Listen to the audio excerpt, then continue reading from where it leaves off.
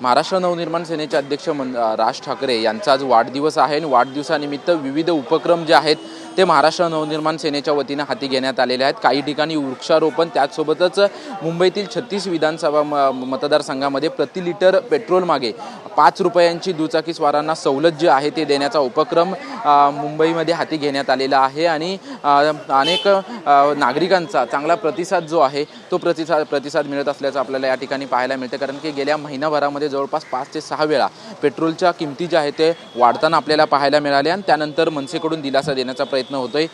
दादर माहीमचे विभागाध्यक्ष जय शृंगारपुरे आपल्यासोबत आहेत, आपण त्यांच्याशी बातचीत करणार आहोत। गेल्या काही दिवसांपासून 5 ते 6 वेळा पेट्रोलच्या दरांमध्ये वाढ झाली, त्यानंतर आज वाढदिवसानिमित्त हा उपक्रम हाती घेण्यात आलेला आहे। कसा प्रतिसाद आहे आणि काय नागरिकांना आवाहन कराल? मला असं वाटतं फक्त 5 ते 7 दिवस नाही, जेव्हाही आपण रोज न्यूजपेपर उघडतो आणि बघतोय तर काही ना काही एक मूवमेंट होतेच आहे पेट्रोलच्या आणि डिझेलच्या दरामध्ये।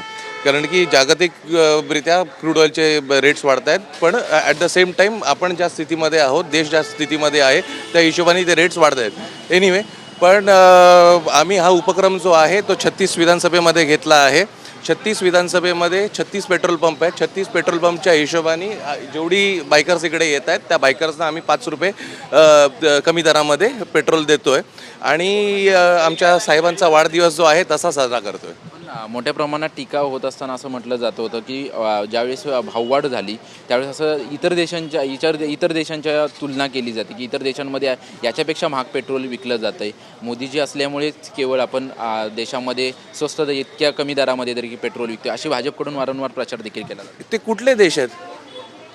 ते कुठले देश आहेत जे पेट्रोल जे आहे ते ह्याच्यात देत आहेत, जास्त रेटमध्ये देत आहेत? ते कुठले देश आहेत? मला नाही माहीत असा कुठला देश आहे। आपलाच देश आहे जो सर्वात जास्त रेटमध्ये पेट्रोल देतो आहे आणि कुठेतरी गव्हर्नमेंटला कळायला पाहिजे होतं, ज्या हिशोबात इन्फ्लेशन चालू आहे, ज्या हिशोबात फायनान्स जी आहे त्या बिझनेसेसची कितीतरी नोकऱ्या गेल्या आहेत, त्या हिशोबाने पेट्रोलचे रेट त्यांनी हिशोबात कमी केले पाहिजे होते।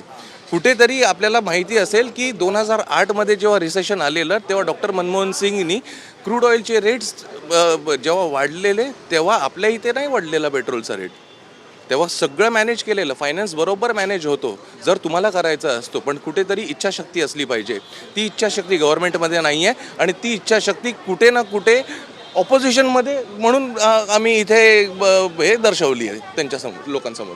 नक्कीच आपण पाहतोय की मनसेकडून 36 विधानसभामध्ये म्हणजे पूर्ण मुंबईमध्ये हा उपक्रम हाती घेण्यात आलेला आहे। जवळपास 5 रुपये प्रति लिटर कमी सवलत जी आहे ती सवलत मनसेकडून देऊन सामान्य नागरिकांना दिलासा देण्याचा प्रयत्न जो आहे तो प्रयत्न करण्यात आलेला आहे। पेट्रोल पंपावरती पाहतोय की आपण नागरिकांचा चांगला प्रतिसाद जो आहे तो प्रतिसाद मिळताना पाहायला मिळतोय। कॅमेरामन कमलेश डोंगरेसह निवृत्ती बाबा, TV9 मराठी, मुंबई।